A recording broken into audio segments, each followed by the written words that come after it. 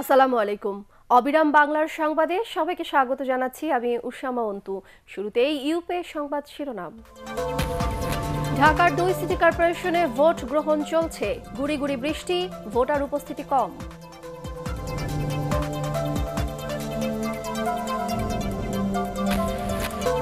মালয়েশিয়ায় অবৈধ অভিবাসীদের বিরুদ্ধে গ্রেফতার অভিযানে বাংলাদেশি সহ আটক 3 শতাধিক।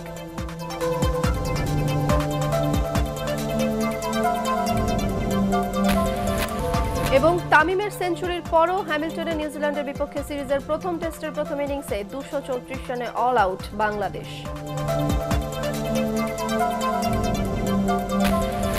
বিস্তারিত। ঢাকা উত্তর সিটি কর্পোরেশনে মেয়র পদে উপনির্বাচন এবং 2 সিটি কর্পোরেশনের সম্প্রসারিত 18টি করে মোট 36টি ওয়ার্ডে ভোট গ্রহণ চলছে। সকাল 8টা থেকে শুরু হওয়া ভোট গ্রহণ চলবে টানা বিকেল 4টা পর্যন্ত। সকাল থেকে গুড়ি গুড়ি বৃষ্টি উপেক্ষা করেই কেন্দ্রে আসছেন ভোটাররা। ভোটারদের উপস্থিতি তাই তুলনামূলকভাবে কম।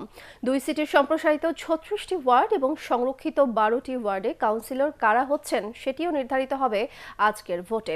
ভোটকে কেন্দ্র করে ঢাকার 2 সিটি ও নির্বাচনী এলাকাগুলোতে সাধারণ ছুটি ঘোষণা করা হয়েছে।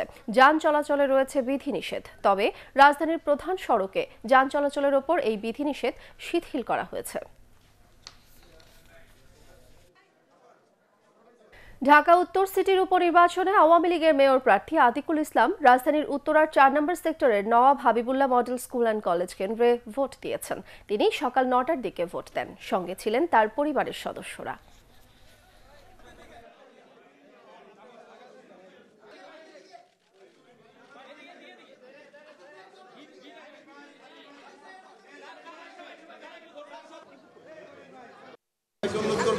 আপনারা সবাই আসেন, গরম চা খেয়ে গরম খিচুড়ি খেয়ে আপনারা সবাই ভোট দিতে আসবেন এবং ভোট দিতে এসে আপনাদের গণতন্ত্র অধিকার প্রতিষ্ঠিত করবেন।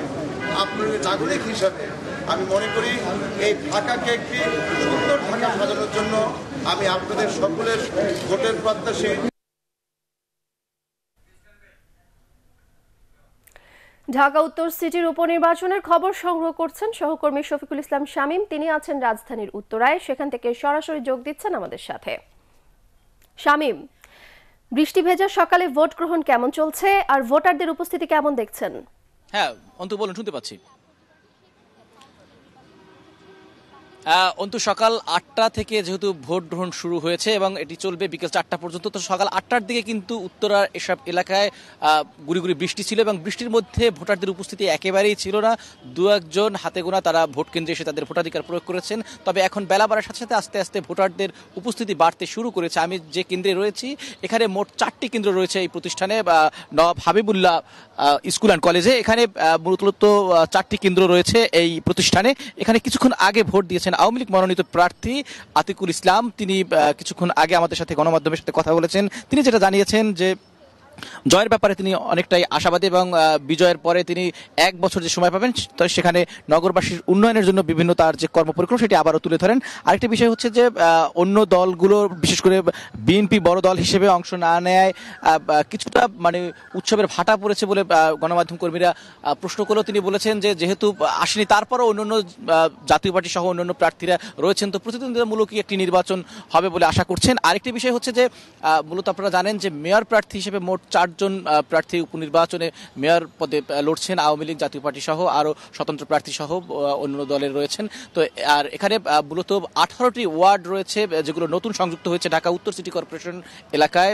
সেই 18টি নির্বাচনের সাধারণ ভোট চলছে। এছাড়া 2টি ওয়ার্ডে উপনির্বাচন চলছে। মোট 116 জন কাউন্সিলর প্রার্থী এই নির্বাচনে প্রতিদ্বন্দ্বিতা করছেন। পাশাপাশি 45 জন নারী সংরক্ষিত আসনে তারাও প্রতিদ্বন্দ্বিতা করছেন। তো একটি বিষয় হচ্ছে যে এখন পর্যন্ত কিন্তু শান্তিপূর্ণ পরিবেশ বিরাজ করছে, যেহেতু কোনো ধরনের অপ্রীতিকর ঘটনার খবরও কিন্তু নেই। আর আইনশৃঙ্খলা রক্ষাকারী বাহিনীও কিন্তু সর্বোচ্চ সতর্ক অবস্থানে রয়েছে। ঝুঁকিপূর্ণ কেন্দ্রগুলোতে অতিরিক্ত পুলিশ মোতায়েনের ব্যবস্থা রাখা হয়েছে এবং সাধারণ যে কেন্দ্রগুলো রয়েছে সেগুলোতে মোট 19 জন করে আইনশৃঙ্খলা রক্ষাকারী বাহিনীর সদস্য নিয়োজিত থাকবেন। পাশাপাশি 23 জন থাকবে যেগুলো ঝুঁকিপূর্ণ রয়েছে। তবে এখন পর্যন্ত কিন্তু আমরা কোথাও কোনো অপ্রীতিকর ঘটনার খবর পাইনি। তো বলা চলে যে শান্তিপূর্ণ পরিবেশে আজকের যে ভোট গ্রহণ সেটি চলছে উপনির্বাচনের। এবং উত্তর সিটি কর্পোরেশনের মোটামুটি কয়েকটি এলাকা আমরা ঘুরেছি, তো এখন পর্যন্ত বলা চলে যে একটি উৎসবমুখর পরিবেশ বিরাজ করছে, যদিও বৈরী আবহাওয়ার কারণে কিছুটা ভোটারদের উপস্থিতি কম রয়েছে। তো এই ছিল অন্তু আমার কাছে এখানকার সবশেষ পরিস্থিতি। অন্তু। শামীম, আপনাকে ধন্যবাদ। এদিকে দক্ষিণ সিটি কর্পোরেশনের সম্প্রসারিত 18টি ওয়ার্ডেও নির্বাচন চলছে। এখানে ভোটার রয়েছে প্রায় 5 লাখ, ভোট কেন্দ্র রয়েছে 235টি। এর মধ্যে 125 জন সাধারণ ও সংরক্ষিত ওয়ার্ডে 24 কাউন্সিলর প্রার্থী রয়েছেন। রাজধানীর শ্যামপুর, দনিয়া, মাতুয়াইল, সারুলিয়া, ড্যামরা, মান্ডা সহ দক্ষিণের বিভিন্ন এলাকায় ভোট গ্রহণ চলছে। সকাল থেকে ভোটাররা ভোট কেন্দ্রে আসতে শুরু করেছেন, তবে বৈরী আবহাওয়ার কারণে ভোটার উপস্থিতি তুলনামূলকভাবে কম। দু একটি ভোট কেন্দ্রে কাউন্সিলর প্রার্থীদের এজেন্ট দেখা গেলেও সব জায়গায় সব দলের এজেন্টদের পাওয়া যায়নি। তবে সার্বিকভাবে নির্বাচন পরিস্থিতি স্বাভাবিক রয়েছে।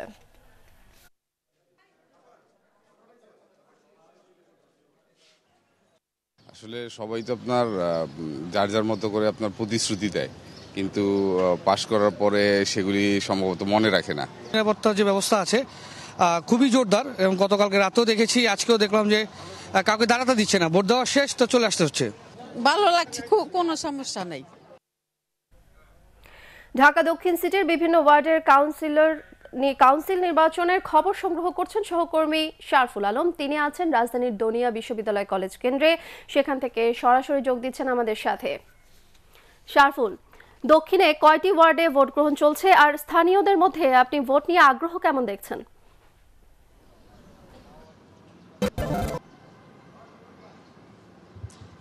যেমনটি আপনি বলছিলেন এবং আমাদের অন্যান্য সহকর্মীরাও জানিয়েছিলেন আপনার মাধ্যমে আমাদের দর্শকদের, প্রথমবারের মতো কিন্তু দক্ষিণ সিটি কর্পোরেশনের আওতায় প্রায় 18টি ওয়ার্ড কিন্তু এই দক্ষিণ সিটি কর্পোরেশনের আওতায় আসলো, এবং প্রথমবারের মতো মাতোয়াইল, ধনিয়া সহ প্রায় যাত্রাবাড়ি সহ এই পাশের প্রায় বেশ কয়েকটি ইউনিয়ন কিন্তু নতুন করে প্রথমবারের মতো তারা ভোট প্রয়োগ করার সুযোগ পাচ্ছেন এবং সিটি কর্পোরেশন নির্বাচনে নিজেদের মনোনীত পছন্দের প্রার্থীকে কাউন্সিলর হিসাবে নির্বাচিত করতে ভোট দিয়ে যাচ্ছেন।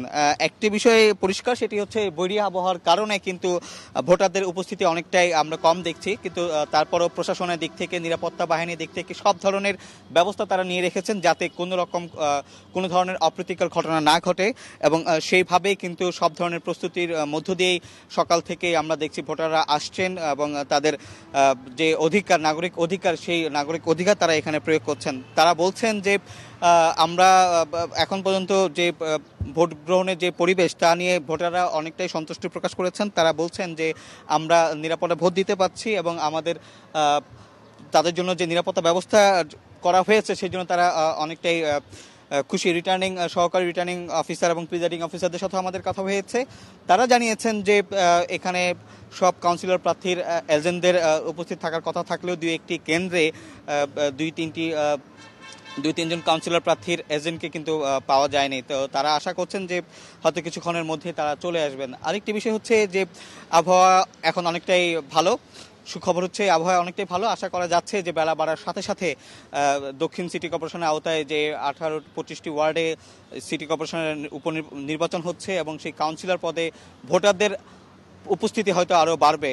তো মোটামুটি এই ছিল আমার কাছে দক্ষিণ সিটি কর্পোরেশনের ভোটারদের নিয়ে সর্বশেষ তথ্য। শারফুল, আপনাকে ধন্যবাদ। ঢাকা উত্তর সিটি উপনির্বাচন ও ওয়ার্ড কাউন্সিল নির্বাচনে বিভিন্ন কেন্দ্রে ভোট চলছে, তবে বেশিরভাগ কেন্দ্রে ভোটারের উপস্থিতি এখনও একেবারে কম। সব দলের প্রার্থীর এজেন্টদেরও দেখা যায়নি কেন্দ্রে। বৈরী আবহাওয়ার কারণে এমন হতে পারে বলে মনে করছেন নির্বাচন সংশ্লিষ্টরা। শান্তিপূর্ণ পরিবেশে ভোট গ্রহণের সর্বাত্মক প্রস্তুতি আছে বলেও জানিয়েছেন তারা।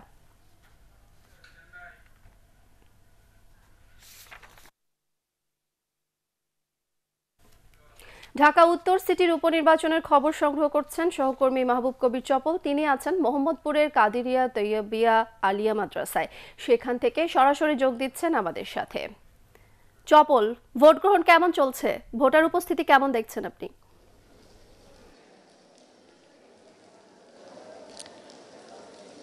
ওসমা, যেমনটা বলছিলেন যে বৈরী আবহাওয়া, আমরা সকাল থেকে দেখছিলাম যে বৃষ্টি হচ্ছে, আকাশে মেঘ ছিল, তবে সেই বৈরী আবহাওয়া এখন কিন্তু কেটে গেছে। এখন আমরা রোদ উঠেছে দেখতে পাচ্ছি। আমি যদি এই কেন্দ্রের ভোট গ্রহণের যে বিষয়টি আপনি বলছিলেন, আমি একটু ক্যামেরার সামনে দিয়ে দেখাতে চাই। আসলে এখানে ভোট নেওয়ার যে প্রস্তুতি, যে ব্যালট বক্স বা অন্যান্য যে বিষয়গুলো, সবগুলি কিন্তু একেবারে পুরোপুরি নেওয়া হয়েছে এবং যারা ভোট গ্রহণ কর্মকর্তা তারাও বসে আছেন।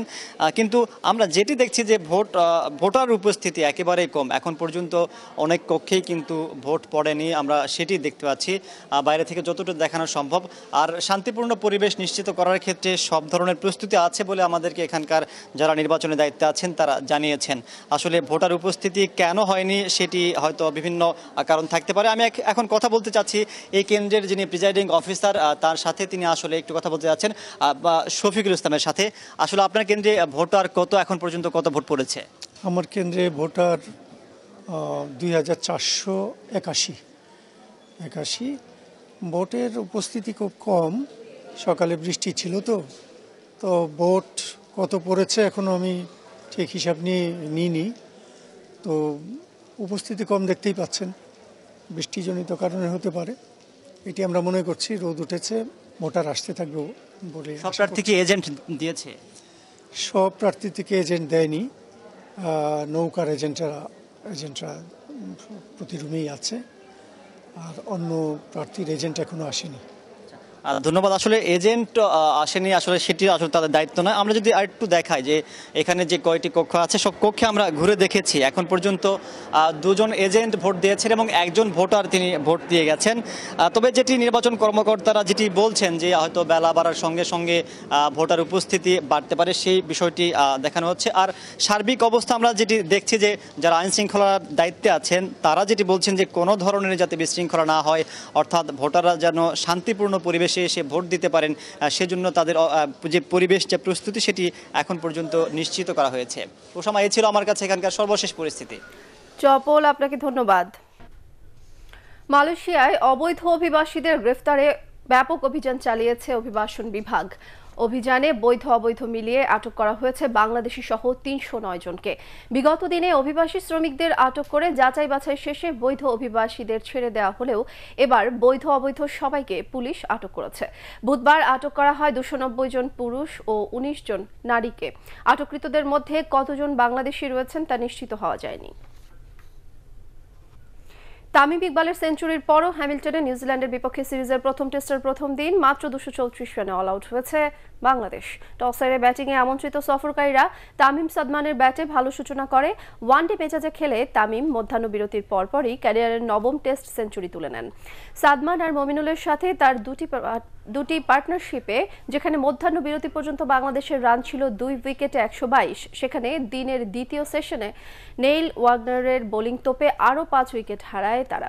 তামিম 126 রান করে গ্র্যান্ড হোমের শিকার হওয়ার পর বাকিদের ব্যর্থতায় 234 রানেই থামে সফরকারীদের ইনিংস। জবাবে শেষ খবর পাওয়া পর্যন্ত নিউজিল্যান্ডের সংগ্রহ বিনা উইকেটে 29 রান।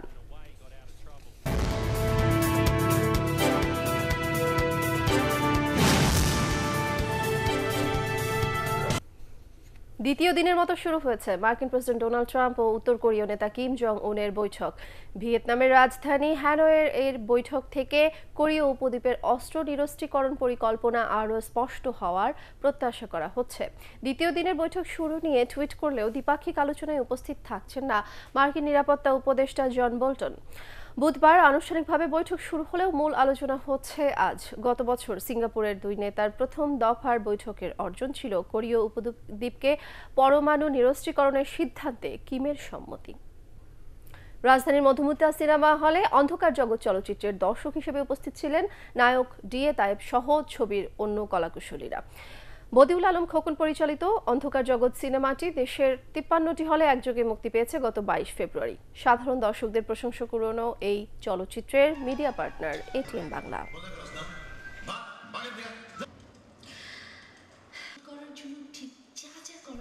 এবার পার্টেক্স খেলার খবর।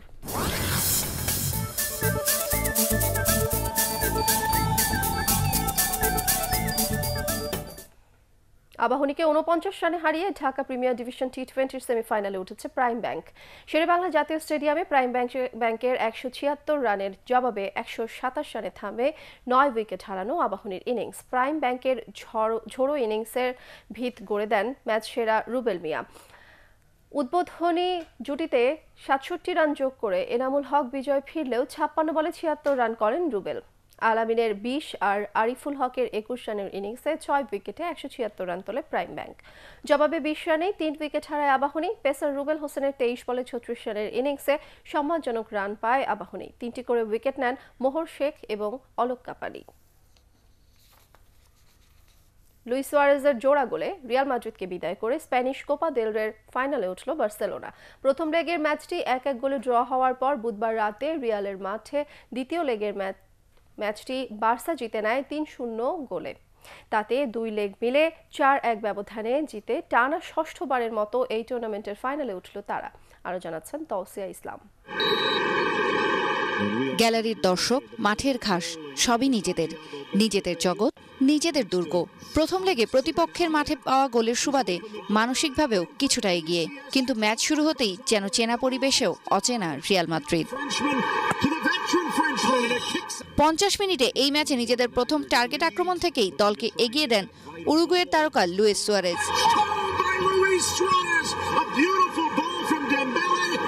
রিয়ালের হতাশ করা পারফরম্যান্সকে আরও হতাশায় ডোবান গেল বিশ্বকাপের অন্যতম সেরা খেলোয়াড় রাফায়েল ভারান। 69 মিনিটে নিজেদের জালেই বল চড়ান এই ফরাসি। তাতেই ফাইনালের আশা প্রায় শেষ হয়ে যায় লা ব্লাঙ্কোদের। রিয়ালের কফিনে শেষ পেরেক ঠোকেন সুয়ারেজ ম্যাচের 17 মিনিট বাকি থাকতে পেনাল্টি থেকে। ভারানের ভুলের পর ক্যাসিমেরো ডি বক্সের ভেতরে ফেলে দেন সুয়ারেজকে। তাতে টানা ষষ্ঠবারের মতো কোপা দেল রের ফাইনালে উঠল লা লিগারও শিরোপা জয়ের পথে থাকা আর্নেস্তো ভালভার্দের শিষ্যরা। তৌসিয়া ইসলাম, এটিএন বাংলা। শেষ করার আগে ইউপি সংবাদ শিরোনাম জানিয়ে দেব আরো একবার। ঢাকার 2 সিটি কর্পোরেশনে ভোট গ্রহণ চলছে, গুড়ি গুড়ি বৃষ্টি, ভোটার উপস্থিতি কম।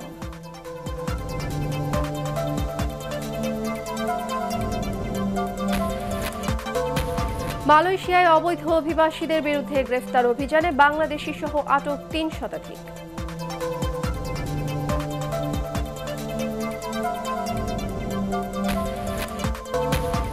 এবং তামিমের সেঞ্চুরির পরও হ্যামিল্টনে নিউজিল্যান্ডের বিপক্ষে সিরিজের প্রথম টেস্টের প্রথম ইনিংসে 234 রানে অল আউট বাংলাদেশ।